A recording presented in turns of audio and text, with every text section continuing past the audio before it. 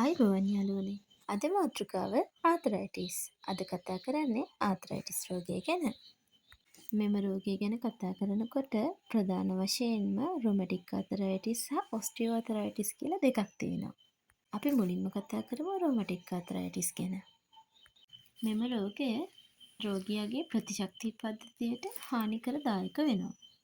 ප්‍රතිශක්තිකරණ පද්ධතියේ ක්‍රියාව විසින්ම සන්ධි ආශ්‍රිතව තියෙන කාටලේජ් විනාශ කර දමනවා. මෙන්න මේ රෝගයේ ප්‍රධාන ලක්ෂණයක් වන්නේ මෙන්න මේ. ලක්ෂණ ගැන කතා කරනකොට රෝගියාගෙන් රෝගියාට විවිධාකාරයේ වූ රෝග ලක්ෂණ මතුවෙන්න පුළුවන්.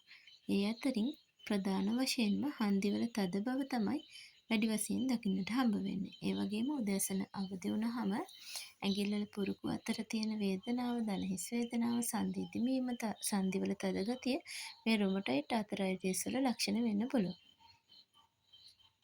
මෙම රෝගය එක්ස් කිරණ හා රුධිර පරීක්ෂණ කිහිපයක් මගින් රෝගියාට නිශ්චිත වශයෙන්ම සනාථ කරගත හැකියි. මෙන්න මේ කියන රුමටොයිඩ් ආතරයිටිස් රෝගී තත්ත්වය නිසි ප්‍රතිකාර නොලැබීමෙන් විකෘති සන්ධි විකෘති වීමේ තත්ත්වයට පත්විය හැක.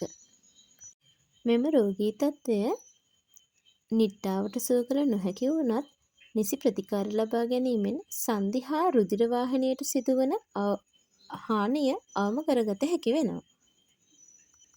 අපි දැන් කතා කරමු ඔස්ටියෝ ආතරයිටිස් කියන්නේ මොකක්ද කියලා.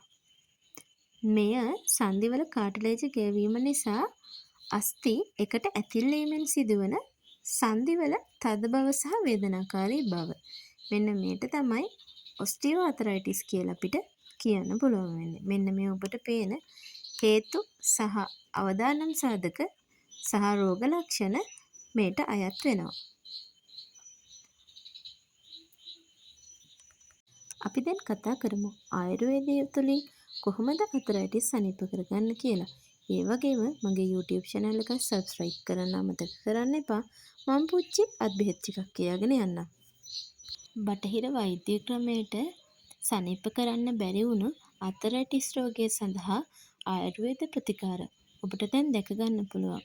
මේ පුංචි පුංචි අත්බෙහෙත් ටික ඔබට පුළුවන් අත්හදා බලන්න. ශරීරයට කිසිම හානියක් නොවන අපේ දේශීය අමුද්‍රව්‍ය වලින් සකසා ගත හැකි මෙන්න මේ ආතරයිටිස් වලට තියෙන බෙහෙත් ටික ඔබ අත්හදා බලන්න. ශරීරයට කිසිදු හානියක් නොකරන මෙන්න මේ දේශීය අපේ වෙදකම ඔබත් අත්හදා බලන්න. ඒ වගේම අපිව සබ්ස්ක්‍රයිබ් කරන්න. ඔබ දන්නවද නිසි ආහාර රටාවක් මගින් ආතරයිටිස් රෝගය පාලනය කළ හැකි බව? ඔබත් නිසි ආහාර රටාවක් මගින් ආතරයිටිස් රෝගය සනීප කරගන්න. එන්න අපිත් එක්ක දිගටම රැඳී සිටින්න. මගේ YouTube channel එක subscribe කරගෙන පාරම්පරික හෙළවෙදකමේ රහස් දැනගන්න එකතු වෙන්න. අදට ගිහින් එන්න. ආයෙත් හම්බෙමු අලුත් මාතෘකාවකින්.